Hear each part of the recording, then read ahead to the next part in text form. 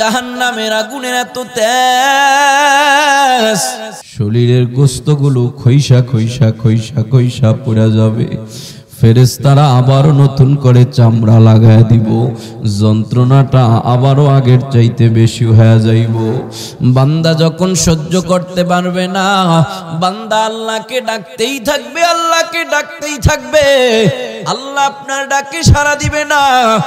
1000 বার ডাকার পরে আল্লাহ পাক একবার সাড়া দিব, তাও ধমকের সুরে, ওরে নাফরমান আমি আল্লাহকে ডাকো কেন?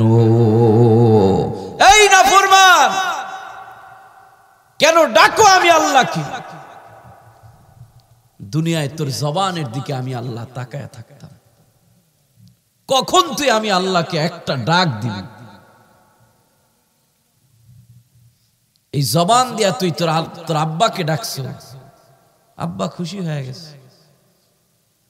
আম্মারে আদর করে ডাক দিছ, আম্মা বড় খুশি হয়ে গেছে। আদর করে ভাইয়াকে ভাইয়া বলে ডেকেছো, খুশি হয়ে গেছে। অথচ এই জবানটা তোর আব্বা দেয় নাই, আম্মা দেয় নাই, ভাইয়া দেয় নাই। এই জবানটারে আমি আল্লাহ আমার কুদরতি হাত দ্বারা আদর করে বানাইছি। আমি আল্লাহ আমার কুদরতি হাতে বানানো তোর জবানের দিকে আমি চেয়ে থাকতাম, কখন তুই আমারে ডাকবি। তুই একটা ডাক দিলেই আমি 10টা ডাক সাড়া দিতাম 10 বারে। বান্দা বলো আমি আল্লাহকে কেন ডাকো? বান্দা আমি তোর জবানটার দিকে শুধু তাকায়াছিলাম, তখন তুই আমি আল্লাহরে ডাকো নাই। আজকে এই কিয়ামতের ময়দানে জাহান্নামের আগুনে জ্বলা বিপদে পইরা বলো আমি আল্লাহকে কেন ডাকো? আজকে ডাকলে আর কাম হবে না। বান্দা বলবে আল্লাহ আমার বড় পিপাসা লেগেছে গো আল্লাহ, ও আল্লাহ একটু ঠান্ডা পানির ব্যবস্থা করে দেন, ঠান্ডা পানির ব্যবস্থা করে দেন। কলিজা ফেটে যায়, কারণ ওই কিয়ামতের ময়দানে আর কারো মরণ হবে না। জান্নাতীরা জান্নাতে চলে যাবে, জাহান্নামীরা জাহান্নামে চলে যাবে। জান্নাতী আর জাহান্নামীদের মাঝখানে একটা দুম্বার আকৃতিতে আল্লাহ মৃত্যুকে জবাই করে দিব। আর কারো মরণ হবে না, যে যেখানে গেছে ওখানে থাকবে, কারো আর মরণ হবে না। বান্দাটা টিকতে পারবে না, বান্দা শুধু আল্লাহকে ডাকবে। আল্লাহ যতই ধমক দেখ, এরপরে আল্লাহকে ডাকতেই থাকবে। আল্লাহ বলে না না, লা ইয়াযুকুনা ফিহা বারদান ওয়ালা শারাবা।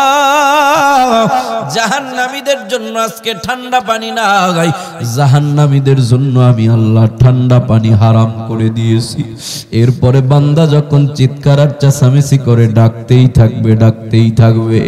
আল্লাহ পাক ফেরেশতারে অর্ডার করবে, ফেরেশতা এই নাফরমানের জন্য একটু পানি নিয়ে যা।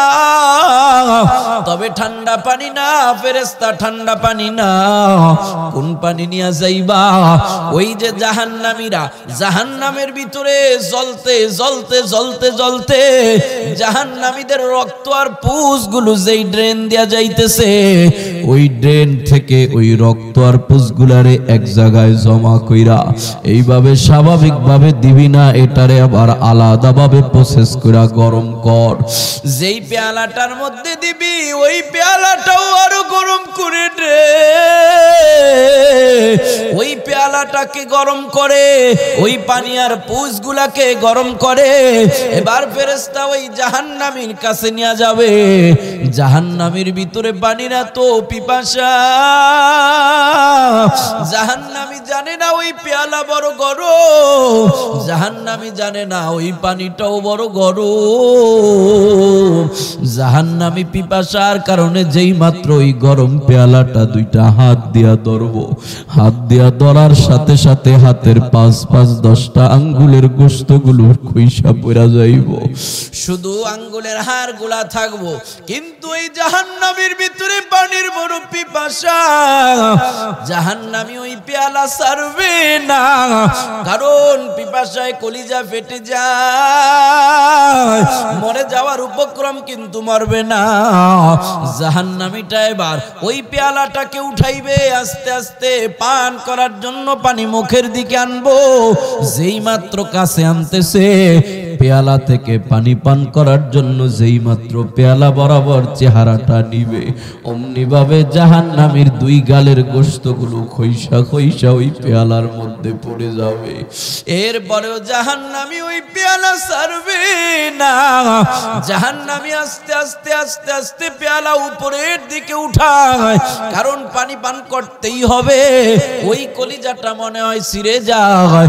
জাহান্নামী আস্তে আস্তে পেয়ালাটা উপরে উঠাইয়া যেই মাত্র ঠোঁট দুইটা ওই পেয়ালার সাথে লাগাবে, অমনি ভাবে সাথে সাথে তার উপরের আর নিচের দুইটা ঠোঁট নিচের দিকে ঝুলে যাবে।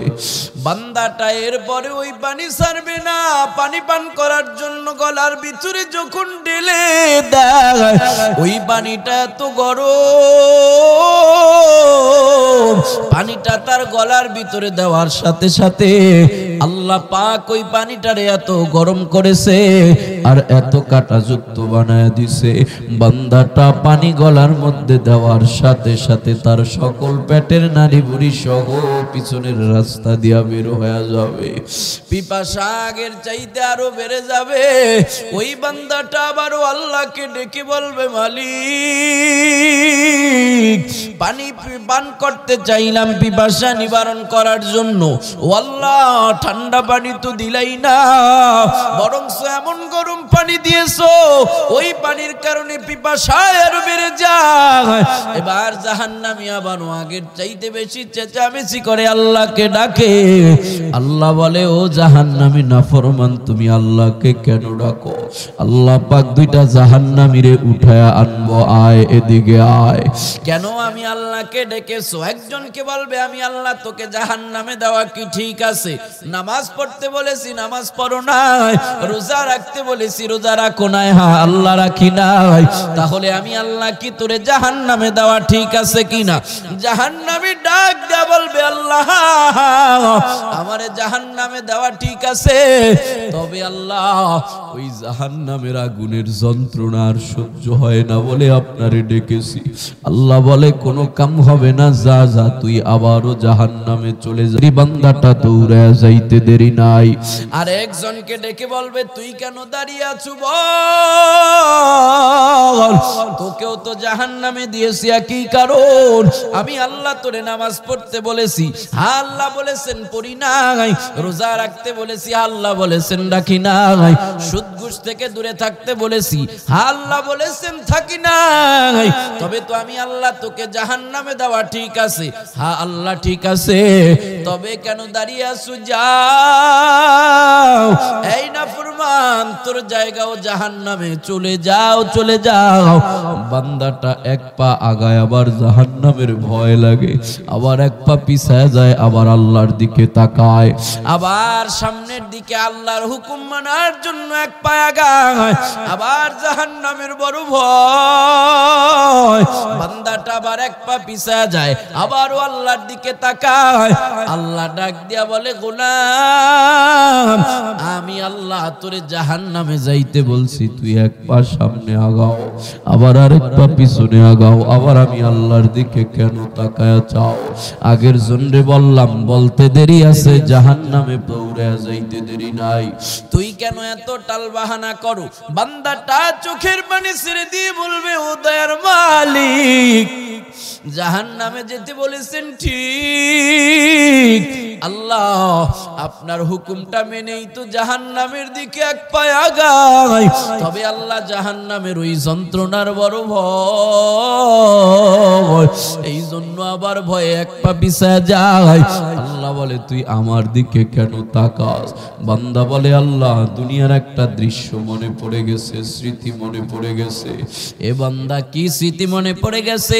বান্দাটা ডাক দেয়া বলবে, ও দয়ার মালিক, দুনিয়া দুনিয়াতে একবার অন্যায় করেছি, অপরাধ করেছি, আমার মা আমাকে ঘর থেকে বের করে দিতে চেয়েছে। মা বলেছে, সন্তান তোর মতো না ফরমান সন্তান আমার দরকার নাই, যাও যাও যাও, তোর মতো সন্তান আমি ঘরে রাখতে চাই না, যা তুই আমার ঘর থেকে বের হয়ে যা। মা গলায় ধাক্কা দিয়া বাহির করে দিছে। মারে ডাক দিয়া বলছি, মা গো সত্যি কি ঘর থেকে বের হয়ে যাব? মা ডাক দিয়া বলে, যা যা, তোর মতো না ফরমান সন্তান আমার দরকার নাই। আল্লাহ, সামনের দিকে এক পা আগাই, আবার পিছনের দিকে তাকায়া বলি, মাগো সত্যি কিন্তু তোমার সন্তান, ও মা আমি সত্যি কিন্তু তোমার সন্তান, চলে যাব। মা বলে, যা যা, তোর মতো সন্তান আমার দরকার নাই। ও আল্লাহ, মায়ের কথা শুনে বুঝলাম মা আমারে আর ঘরে নিতে চায় না। এবার আমি সামনের দিকে রওনা হব, কিন্তু মনের মধ্যে ভয় জায়গা গেল। দিনের বেলা যেখানে সেখানে ঘুরে ঘুরে কাটায় দিব, ঘর সারা রাত্রে কোথায় থাকবো? ওই বনের বাঘ শ্রীগল শক্ত, বনের বাঘ শ্রীগল আমাকে খেয়ে ফেলবে। হিংস্র প্রাণীর বড় ভয় অন্তরে লাইগা গেল। ও আল্লাহ, এবার আমি মায়ের দিকে দয়ার নজরে তাকায় বললাম, মাগো সত্যি যদি তোমার সন্তান, ও মা আজকে যদি সত্যি ঘর থেকে বের করে দাও, ও মা তোমার সন্তানের রাতের বেলা হিংস্র প্রাণীতে তো খেয়ে ফেলবে রে মা। মা এবার সন্তানের দিকে তাকায়া চোখের পানি সারিয়া দেয়। মা ডাক দিয়া বলে, সন্তান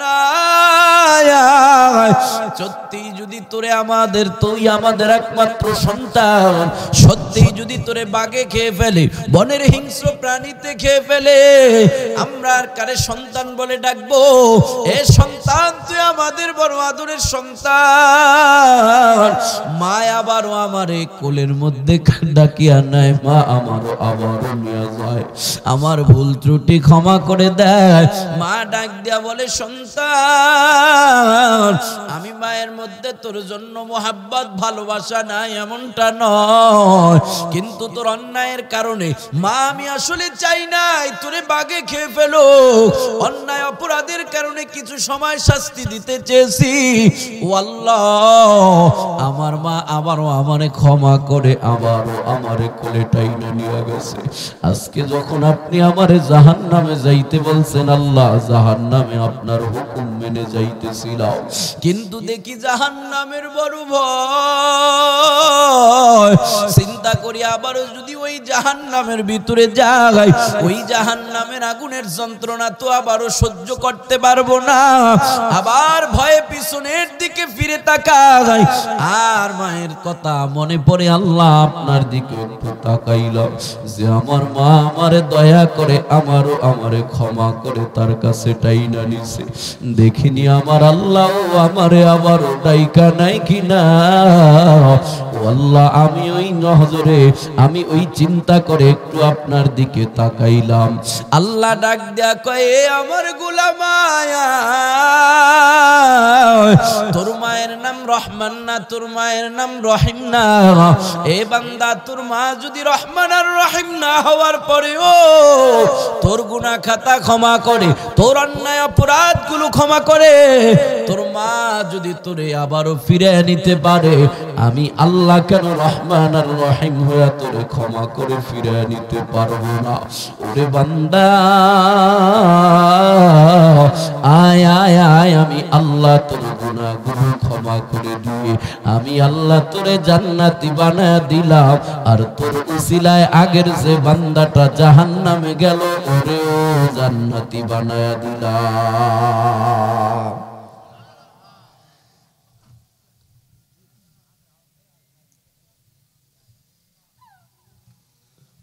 তবে আল্লাহকে ডাকতে হবে দুনিয়াতেই। ওই দিন ডাকবেন বিপদে পড়ে কাজ হবে না।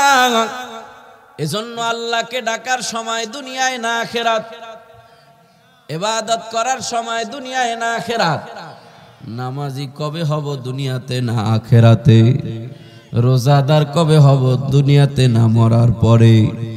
আল্লাহ আমাদের সবাইকে মরার আগেই আমলের জিন্দেগি তৈরি করার তৌফিক দান করুক। জোরে কোন আমিন, আর জোরে মোহাব্বতে বলেন আমিন। মুহতারাম হাজিরিন, আমি আপনাদের সামনে কোরআনুল কারীমের একখানা আয়াত তেলাওয়াত করেছি। রাসূলের অসংখ্য হাদিস থেকে ছোট্ট একখানা হাদিসের টুকরা তেলাওয়াত করেছি। আয়াত আর হাদিসের সমন্বয়ে একেবারেই স্বল্প সময় কিছু কথা বলবো। যদি আল্লাহ তৌফিক দান করে আর আপনারা যদি একটু ধৈর্য সহকারে শুনেন, শুনবেন ইনশাআল্লাহ। শোনা যাবে? বাড়ি থেকে কি নিয়ত করে আইছেন? কত রাত পর্যন্ত বয়ান শুনবেন? হ্যাঁ, সুবহানাল্লাহ। এই এলাকার মানুষের কলিজা দিয়ে এত বড়, কয় সারা রাত বলে বয়ান শুনবো। দেখছো, আসলে তো এলাকার মানুষের কলিজা অনেক বড়। আসলে সারা রাত বয়ান হইলে শুনবেন আপনারা? খাইছে। আচ্ছা দেখি তো, সারা রাত বয়ান হইলে শোনার নিয়ত আছে কার কার? একটু হাত উঠায় দেখান। মাশাআল্লাহ, মাশাআল্লাহ, মাশাআল্লাহ। হাত নামান। আসলে সারা রাত বয়ান হবে না, তবে মুমিনেরা ভালো কাজের নিয়ত করার সাথে সাথে আল্লাহ পাক আমল নামায় নেকি দিয়া দেয়। এই হিসাবে যারা সারা রাত্র বয়ান শোনার নিয়তে হাত উঠাইছেন, অলরেডি আপনাদের আমল নামায় সারা রাত্র বয়ান শোনার সওয়াব চলে আসছে। অনেকে মাঝখান দিয়ে হাত উঠায় না, চিন্তা করছে আগে আগে যাইব, এখন মনে মনে কয় কি একটা লস হইলো, হাতটা উঠাইলি খালি সওয়াব হইতো। হ্যাঁ, তা করে আরেকটা চান্স দেওয়া হোক নাকি? কোন বয়ান সারা রাত হবে না, যদি হয়, যদি বয়ান শোনার সারা রাত নিয়ত আছে কার কার? দুহাত তুলে আল্লাহকে দেখাই। নারায়ে তাকবীর, নারায়ে তাকবীর।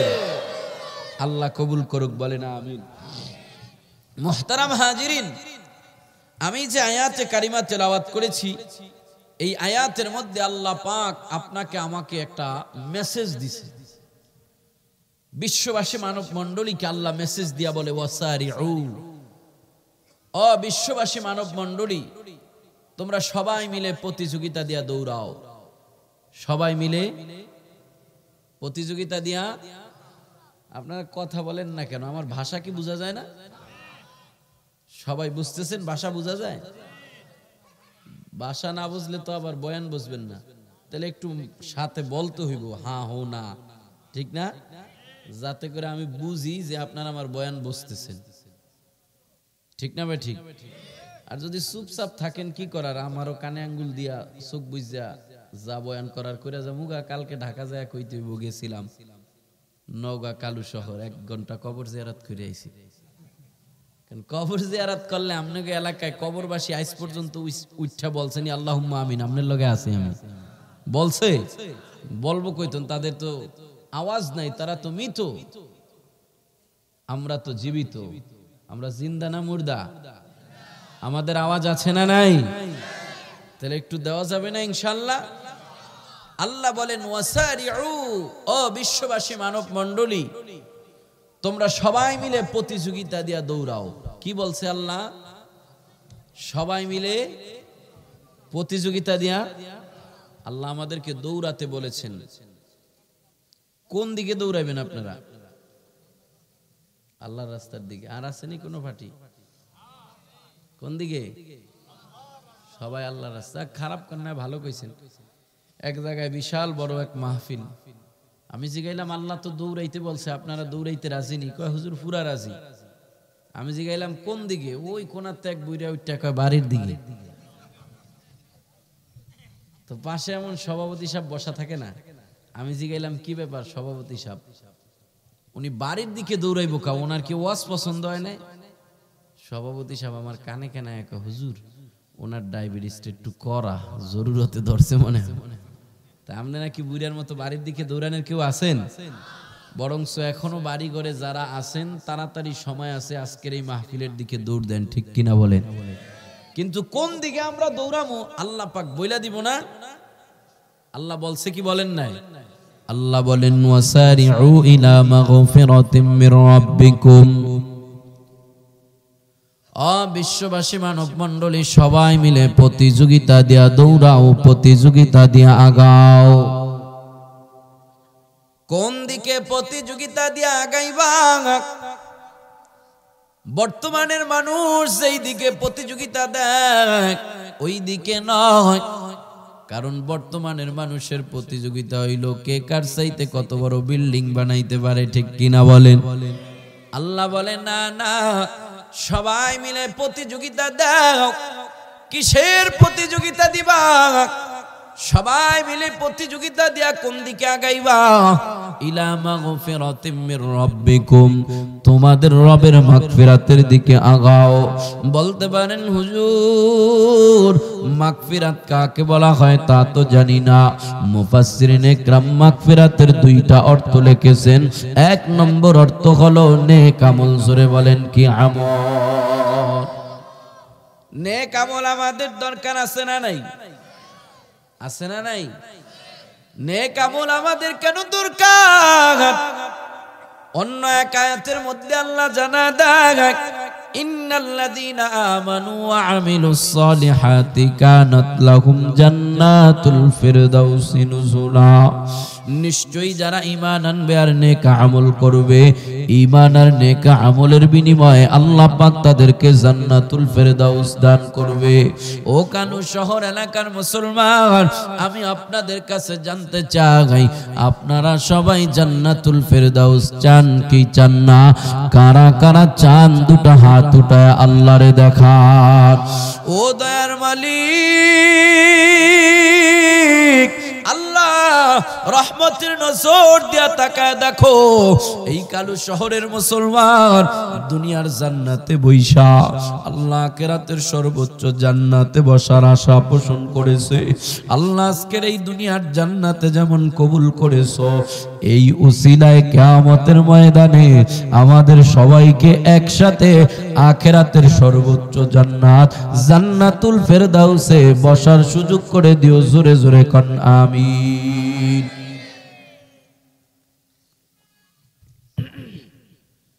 আল্লাহও জানতে চায়, আল্লাহও জানে আপনারা জান্নাতুল ফেরদাউস চান। তবে জান্নাতুল ফেরদাউস পাওয়ার জন্য যেই দুইটা জিনিস দরকার, একটা জিনিসের নাম হলো ঈমান, দুইটা জিনিসের নাম হলো নেক আমল। জোরে বলেন কি আমল?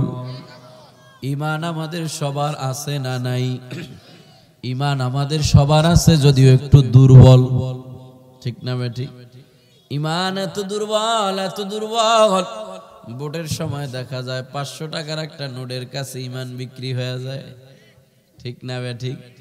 কলস মার্কাওয়ালায় 500, আবার মাছ মার্কাওয়ালায় তাও 500, আবার বদনা মার্কাওয়ালায় তাও 500। ভোট হইছে একটা, টিয়াল হইছে 1500। আছে না নাই? তো এক ভোট আপনি কয়জনের দিবেন?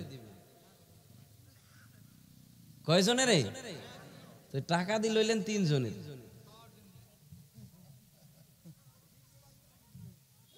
খাওন হইলেই কি সব খাওয়া যায়? হ্যাঁ, শুয়োরের গোস্ত খাওয়া যায়নি তো কে একটা আইনা জবাই দিয়া খান না কেন?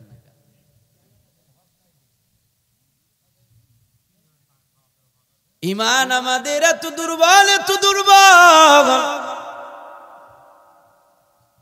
অথচ সাহাবায়ে কেরামের ঈমান বড় সবল। আল্লাহ বলে আমিনু কামা আমানান নাস, ঈমানদারেরা ঈমান আনো সাহাবায়ে কেরামের ঈমানের মতো।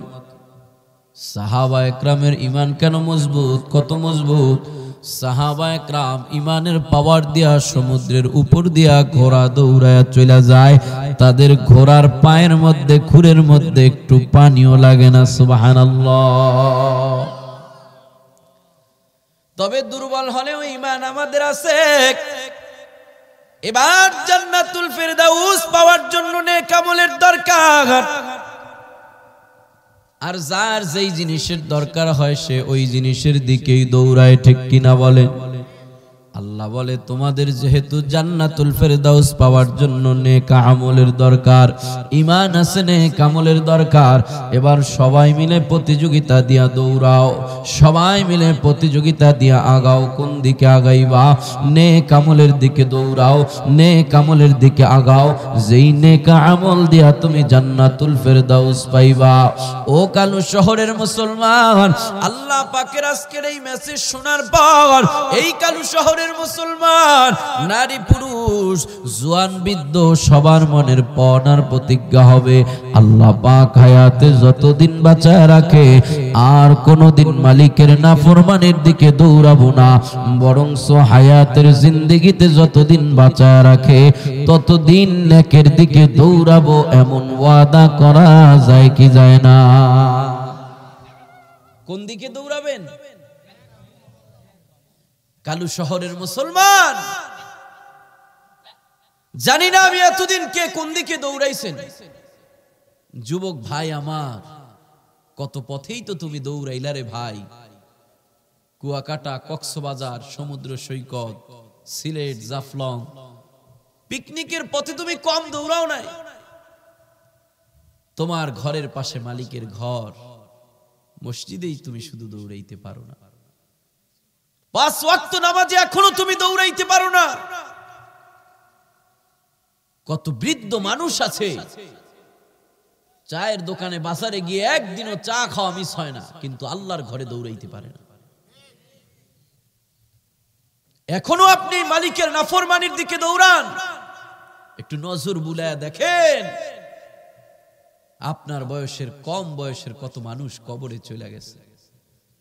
কত নাতির জানাজা দাদায় পড়তেছে, এখনো নাফরমানির দিকে দৌড়ান।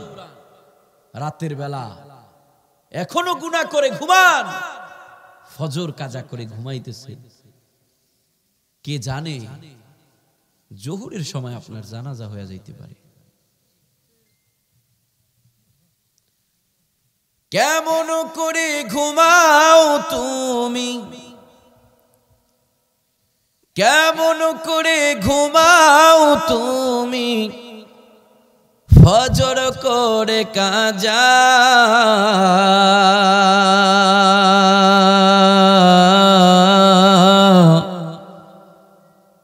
এমনও তো হতে পারে জোহরে জানাজা তোমার, এমনও তো হতে পারে জোহরে জানাজা। হতে পারে কি পারে না? তাই যদি হয় কালু শহরের মুসলমান, অন্তরে পণ আর প্রতিজ্ঞা করেন, আর এক ওয়াক্ত নামাজও ছাড়বো না, আর এক ওয়াক্ত নামাজও ছাড়বো না, আর মালিকের নাফরমানির দিকে দৌড়াবো না। আগামীকালকে থেকে নয়, এখন থেকে, এই মুহূর্ত থেকে গুনাহ ছেড়ে দিলাম, এই মুহূর্ত থেকে নামাজি হয়ে গেলাম। যদি আগামীকাল ফজরের ওয়াক্ত আসার আগে আপনি রাতেই মারা যান, আল্লাহর কাছে নাফরমান, আল্লাহর কাছে বেনামাজি নয়, নামাজি হয়ে উঠবেন ইনশাআল্লাহ। নামাজি হয়ে প্রতিজ্ঞা করে। কেন আপনি নেকের দিকে দৌড়াবেন? নবী আমার বলে, ইন্নাকুম তাহইয়াউনা কামা তামুতুন। যেই মানুষগুলা দুনিয়াতে যেমনে মারা যাবে, কিয়ামতের ময়দানে মানুষগুলা ওইভাবেই উঠবে। একটা মানুষ যদি তার সারাটা জিন্দেগিতে শুধু গুনার দিকে দৌড়ায়, গুনার দিকে দৌড়ায়, যে কোনো একটা গুনাহ অবস্থায় তার মরণ হয়ে যাবে। বান্দাটা কিয়ামতের ময়দানে গুনাহ অবস্থায় দাঁড়ায় যাবে। কিয়ামতের ময়দানে আল্লাহ দেখবে আমার গোলামটা এখনো গুনাহ অবস্থায় আছে। ও কালু শহরের মুসলমান, যেই বান্দাটাকে আল্লাহ দেখবে বান্দাটা এখনো গুনাহ অবস্থায় আছে, আপনার ফতুয়ার আপনার মাসালাই বলেন বান্দাটার ঠিকানা কোথায় হতে পারে? আর যেই মানুষটা সারাটা জিন্দেগি নেকের পথে দৌড়ায়, ওই বান্দাটার মরণও কোনো না কোনো নেক অবস্থায় হয়ে যাবে। কারণ সারাটা জিন্দেগি সে নেকের প্রতিযোগিতা করেছে, এজন্য তার মরণটা যে কোনো একটা নেক কাজ অবস্থায় হয়ে যাবে। কিয়ামতের ময়দানে বান্দাটা নেক আমল করা অবস্থায় উঠবে, আল্লাহ দেখবে আমার গোলাম এখনো পর্যন্ত নেক আমল অবস্থায় আছে, ওই বান্দাটার ঠিকানাটাও কোথায় হতে পারে এটা আপনারাই ভালো বোঝেন। এজন্য আল্লাহ পাক বলে ইয়া আইয়ুহাল্লাযীনা আমানুত্তাকুল্লাহ ওয়াবতাগু ইলাইহিল ওয়াসিলা, এ বান্দা আমি আল্লাহকে ভয় করো, ওসিলা তালাশ করো। কিসের ওসিলা? ওসিলার একটা অর্থ হলো নেক আমল। তার মানে বান্দা তুমি নেক আমল তালাশ করো, আর যে কোনো একটা নেক আমলই তোমার নাজাতের ওসিলা হয়ে দাঁড়ায় যাবে। এজন্য নবীর সাহাবী হযরতে আবু বকর ওমর জান্নাতের সার্টিফিকেট পাওয়ার পরেও আবু বকর ওমর সারাটা জিন্দেগি নেকের প্রতিযোগিতা করেছে। কে কার চাইতে কত বেশি নেক আমল করতে পারে, কে কার চাইতে কত বেশি নেক আমল করতে পারে। সাহাবা একরাম সারাটা জিন্দেগি নেকের পথে দৌড়াইছে, কারণ তারা জানে যে কোনো একটা নেক যদি কবুল হয়ে যায় ওই নেকের বিনিময়ে আল্লাহ পাক নাজাত দিয়া দিবে। পয়গম্বরে আরবির একেবারে শেষ অবস্থা, রাসূলের শরীরটা যখন বড় খারাপ, ওই সময় নবী আমার তার চাচাতো ভাই ফজল ইবনে আব্বাসকে ডেকে বলে, ফজল আমার শরীরটা বড় খারাপ, এ ফজল আমার একটু নিয়ে চলো না মসজিদে নববীর সামনে নিয়ে চলো, আমি একটু মদিনার মানুষের সাথে কথা বলতে চাই। নবীজির শরীর বড় খারাপ, পায়ের উপরে ভর করেও আমার নবী দাঁড়াইতে পারে না। ফজল ইবনে আব্বাস নিজের ঘরদানের উপরে নবীর হাত রাইখা বর করায় করায় করায় করায় মদিনার মসজিদের সামনে নিয়ে দাঁড় করায় দিছে। নবী আমার উঁচা একটা জায়গায় দাঁড়ায় কয়, ও মদিনার লোকেরা শুনো, আমি নবীর শরীরটা বড় খারাপ, জানি না কতদিন তোমাদের মাঝে আছি, বলো বলো এই জায়গায় কি এমন কোন লোক আসেনি যে আমি নবীর কাছে কোন ঋণ পাও, টাকা পয়সা পাও, দাঁড়ায় যাও, আমি নবী তোমার ঋণ পরিশোধ করে দিব। একজন নবীর সাহাবী দাঁড়ায় কয়, পয়গম্বর আপনার কাছে আমি 4টা দিরহাম পাওনা আছি, 4টা দিরহাম। নবী বলে, সাহাবী স্মরণ করে দাও, কেমনে তুমি 4টা দিরহাম পাও? নবীর সাহাবী ডাক দেয়া কয়, পয়গম্বর একদিন আপনার কাছে একটা ভিক্ষুক এসেছিল, ওই ভিক্ষুকের ভিক্ষা দেওয়ার মতো আপনার কাছে কিছু ছিল না, ও পয়গম্বর আমার কাছ থেকে 4টা দিরহাম নিয়া তারপরে ভিক্ষুকের ভিক্ষা দিয়ে আপনি বিদায় করেছেন, ওই 4টা দিরহাম আমি পাওনা আছি। নবী আমার ডাক দিয়া বলে, ফজল দাও দাও সাহাবীরে তার 4টা দিরহাম ফিরায়া দাও, দাও দাও তার 4 দিরহাম তুমি পরিশোধ করে দাও। নবীর সাহাবী হযরতে ফজল ইবনে আব্বাস ওই সাহাবীর 4টা দিরহাম পরিশোধ করে দেয়। এবার নবী ডাক দিয়া বলে, মদিনার লোকেরা, ও আমার সাহাবা একরাম শোনো, তোমাদের মধ্যে কি এমন কোন লোক আসেনি যে আমি নবীর কোন কথাবার্তায় কষ্ট পেয়েছো, আমি নবীর কোন অঙ্গ প্রত্যঙ্গের মাধ্যমে আঘাত পেয়েছো, আমার জবানের দ্বারা হাতের পায়ের দ্বারা কোন আঘাত প্রাপ্ত হয়েছো, এমন যদি কেউ থেকে থাকো, এ সাহাবীরা দাঁড়াও, আমি নবী তোমাদের সেই ঋণও পরিশোধ করে দিব। কারণ হকুকুল ইবাদের মামলাটা বড় কঠিন, বান্দার হক নিয়ে নবী কবরে যেতে চাই না। কেউ দাঁড়ায় না, কেউ দাঁড়ায় না, একজন সাহাবী দাঁড়ায় গেছে, ও পয়গম্বর আমি আপনার কাছে একটা ঋণ পাওনা আছি। কোন ঋণ পাওনা আছো সাহাবী?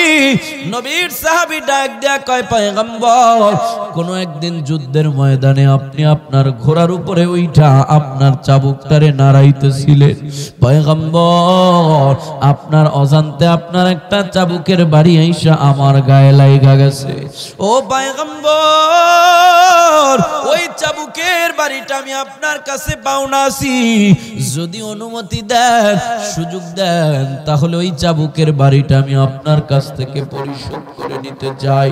নবী আমার ডাক দেয়া কয়, সাহাবী আমার ওই চাবুকটা এখনো পর্যন্ত বাসায় রাখা আছে।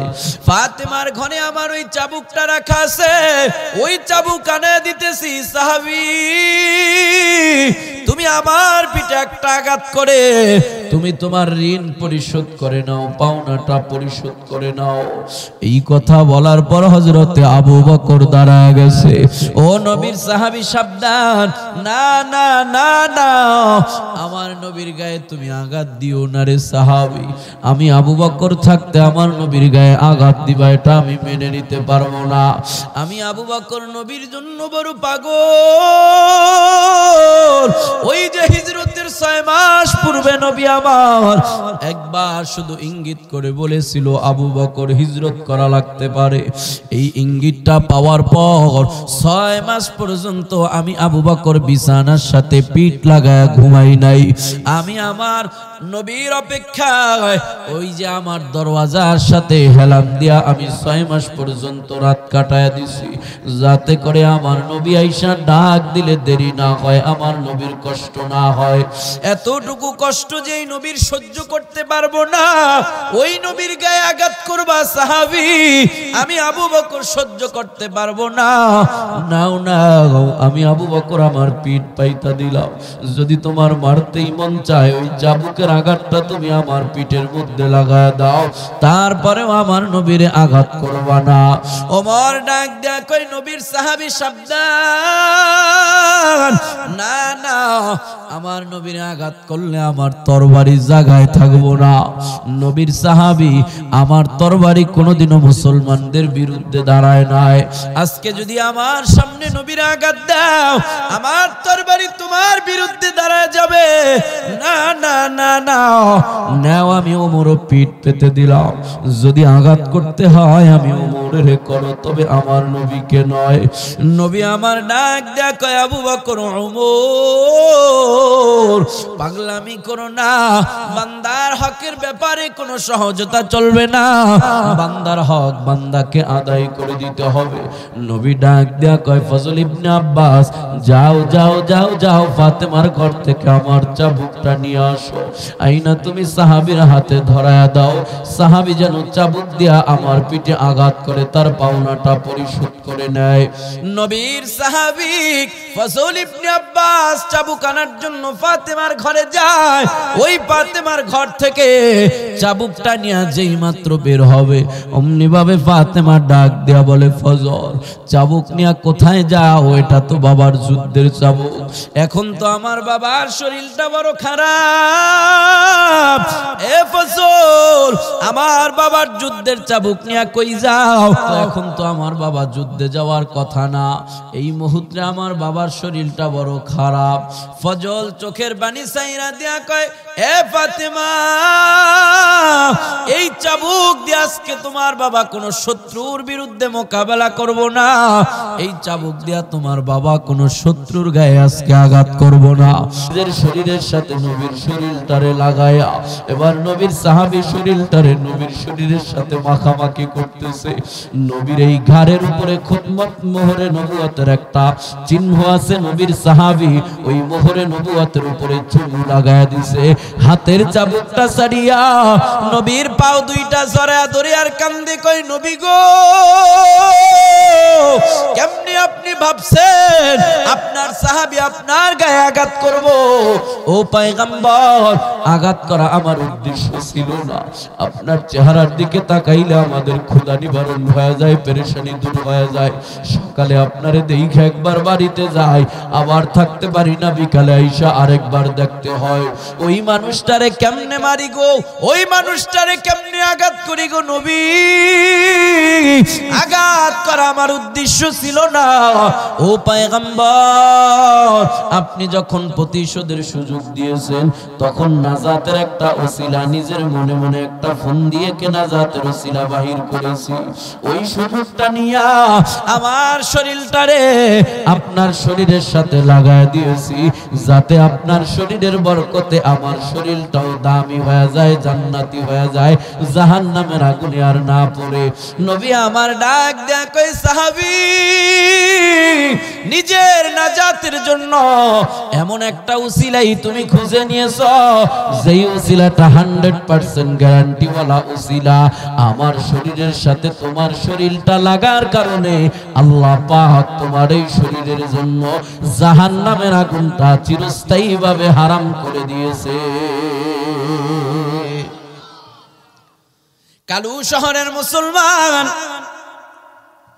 আওয়াজ করে বলতে পারেন, হুজুর নবীর সাহাবী নবীকে পাইয়া নবীরে জড়া ধইরা নিজেদের নাজাতের উসিলা বানায় নিছে। আমরা তো 1500 বছর পরে আইছি, নবীরে পাই নাই। আমরা কেমনে কারে জড়ায় ধরবো? আমরা কেমনে নবীরে পাবো?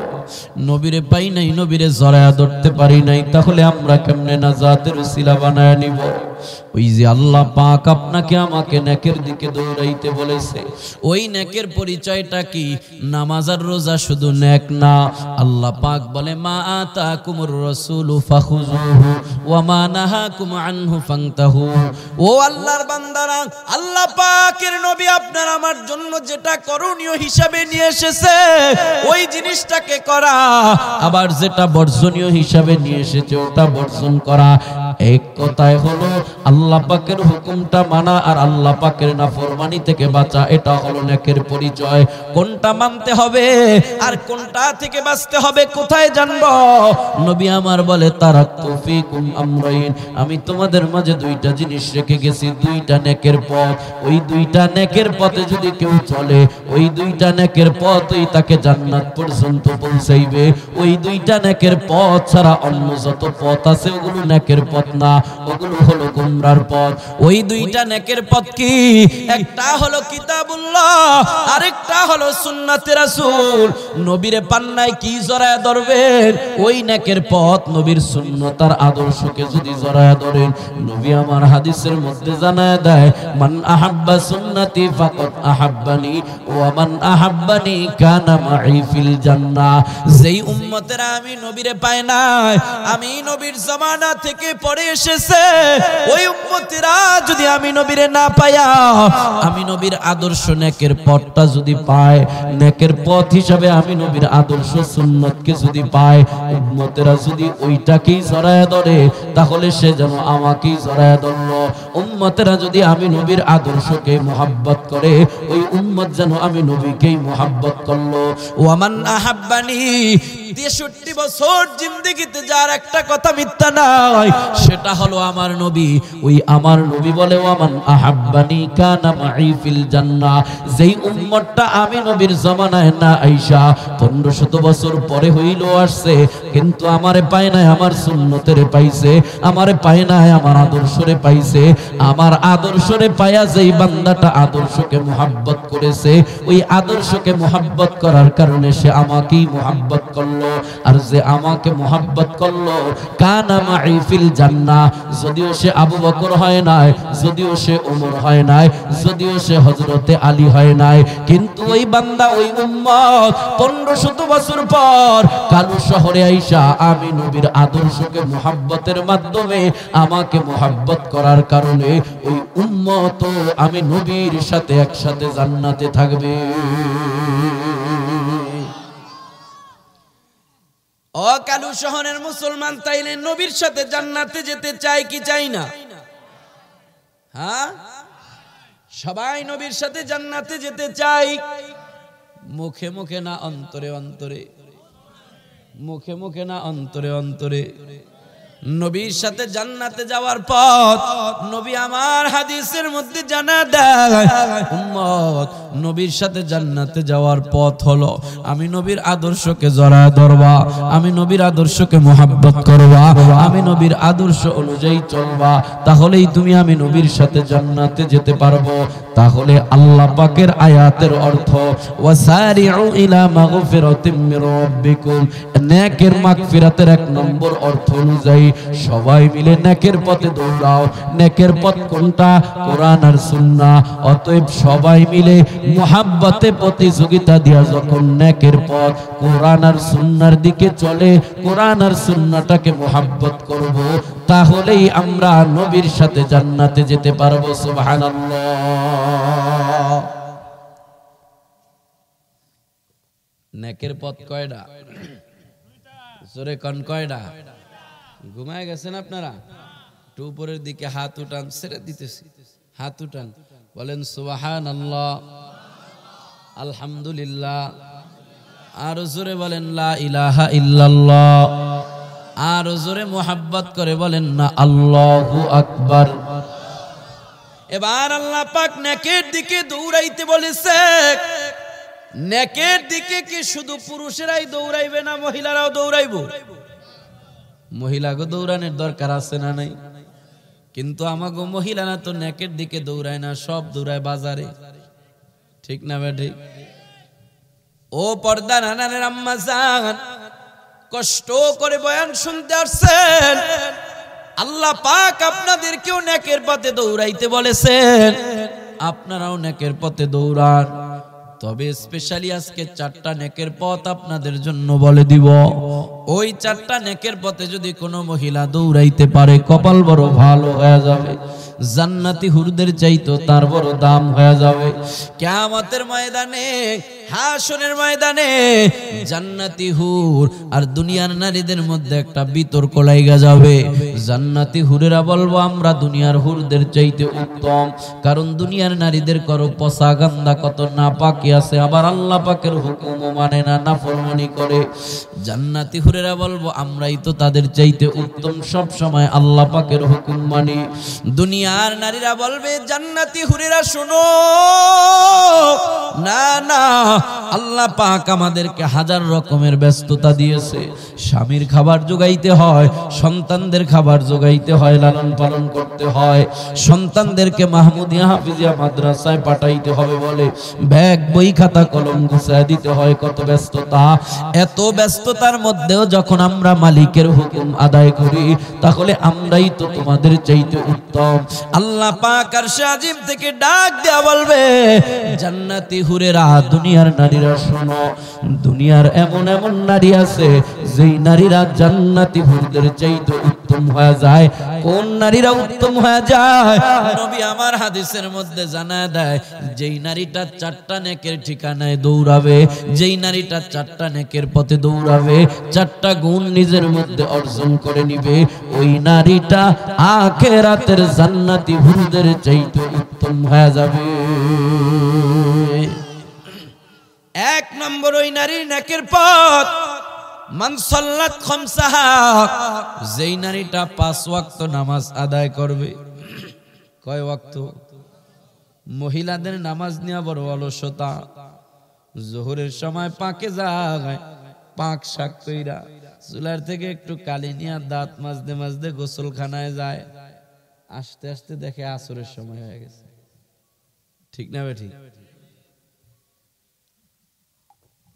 গেছে জোহরের সময়, আয়া দেখে কি আজান দেয়, তাহলে 1 ওয়াক্ত বাদ পড়ে যায়।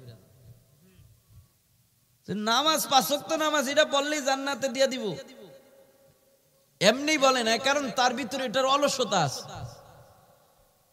তবে মহিলাদের জন্য আউয়াল ওয়াক্তে নামাজ পড়ে নেওয়া, প্রথম সময় মহিলাদের নামাজ আদায় করে নেওয়া।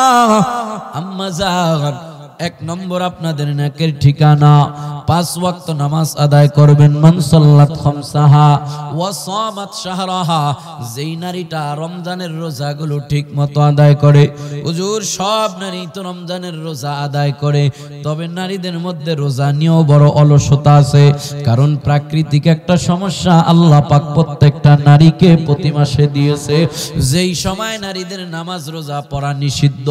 তবে নামাজের কাজা করতে হয় না, রোজার কাজা করতে হয়। ওই রমজান মাসেও নারীদের ওই সমস্যা হওয়ার কারণে কিছু রোজা নারীদের থাইকা যায়। ওই রোজাটারে নারীরা বাংতি রোজা হিসাবে চিনে। কি রোজা?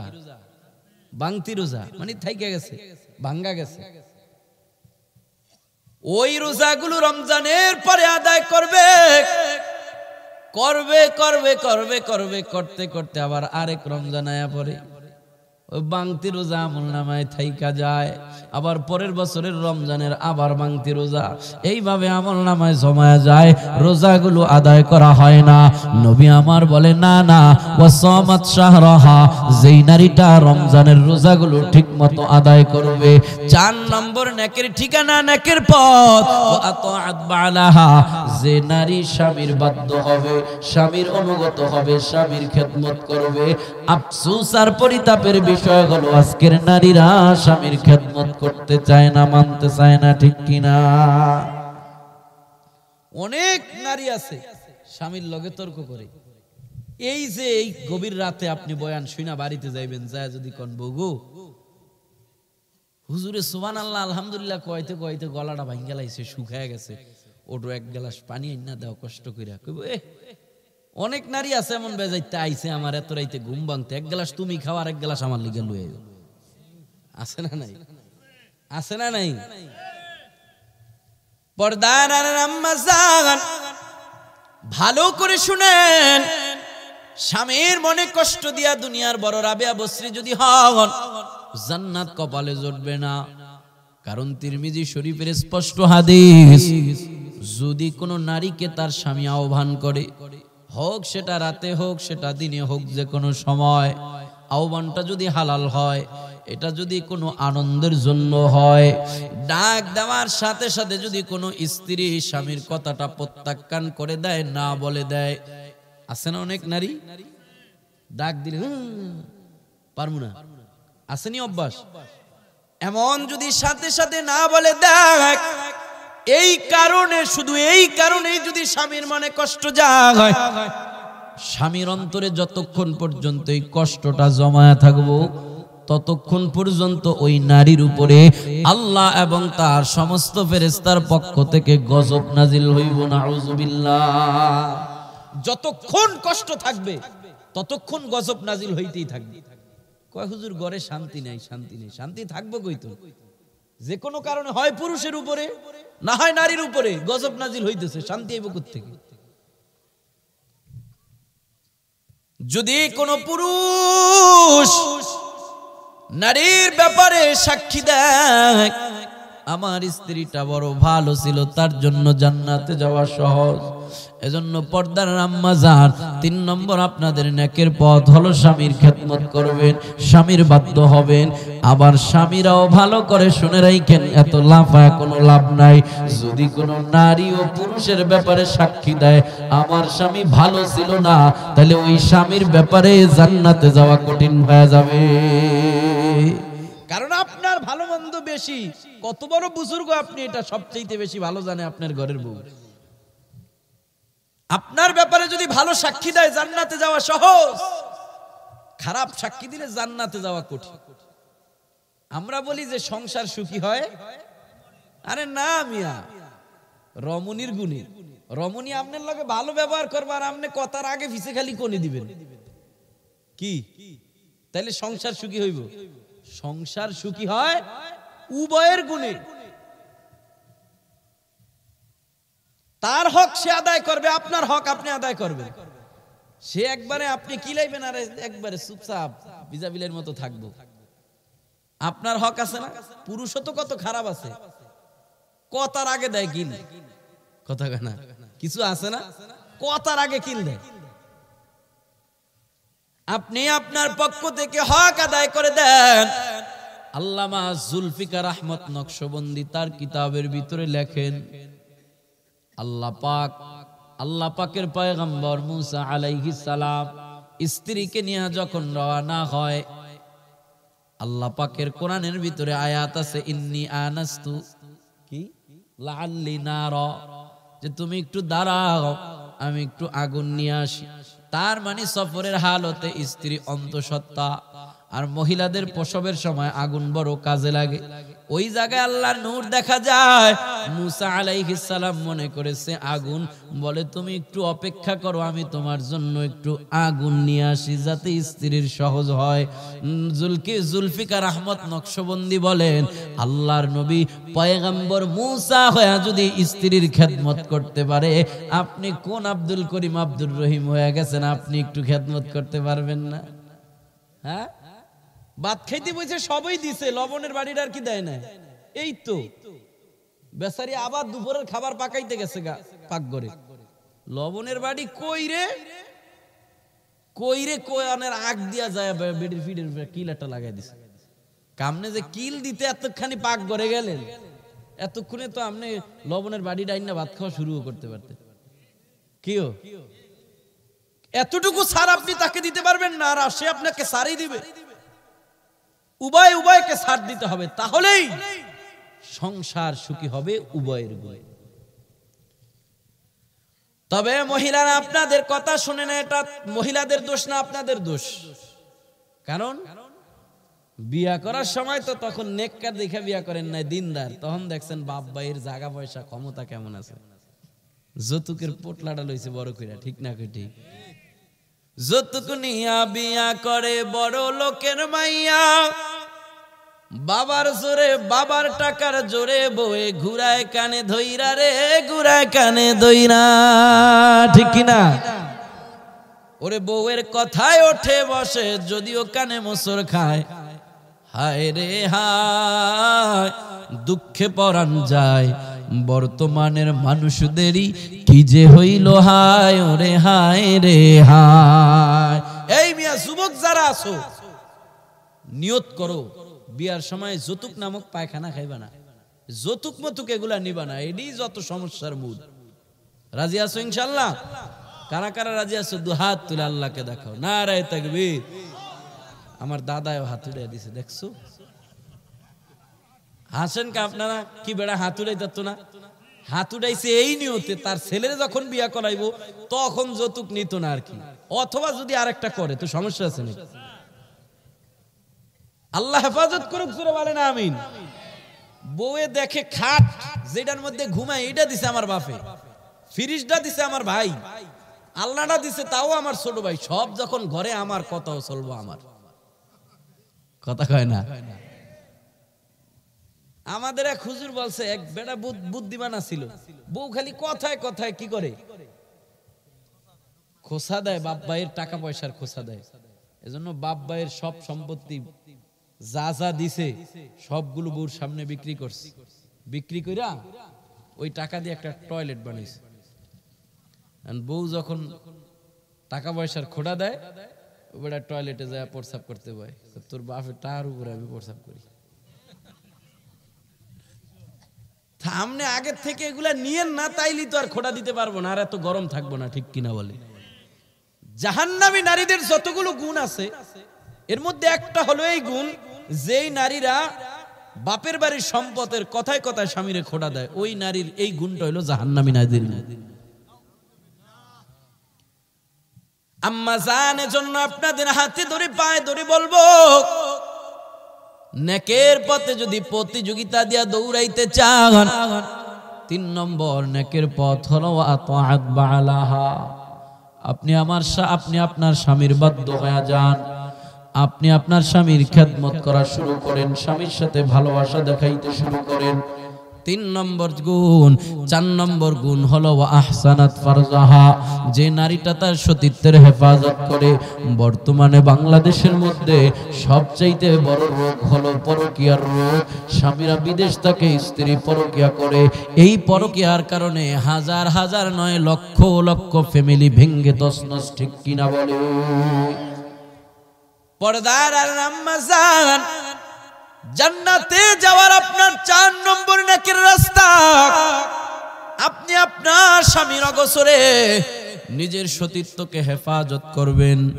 এই 4টা গুণ যেই স্বামীর নারীর মধ্যে পাওয়া যাবে, 1 নম্বরে 5 ওয়াক্ত নামাজ, 2 নম্বরে রমজানের রোজাগুলো ঠিক মতো আদায় করবে, 3 নম্বরে স্বামীর বাধ্য হয়ে যাবে, 4 নম্বরে নিজের সতীত্বকে হেফাজত করে পর্দানিশীল হয়ে যাবে।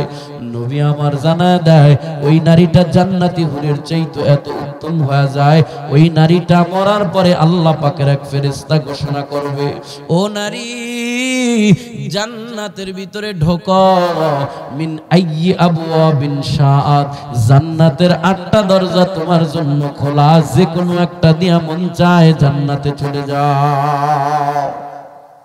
আল্লাহ আমাদের নারীদেরকে এই চার নেকের পথে দৌড়ানোর তৌফিক দান করুক, আর আমাদেরকে সমষ্টিগতভাবে নেকের ঠিকানা কোরআন আর হাদিস অনুযায়ী চলে আল্লাহ পাক এই নেকের ঠিকানা ওয়া জান্নাতিন আরদুহাস সামাওয়াতু ওয়াল আরদ, আসমান আর জমিনের এই বড় প্রশস্ত পাশওয়ালা জান্নাতের মালিকানা হওয়ার তৌফিক দান করুক। জোরে বলেন আমিন।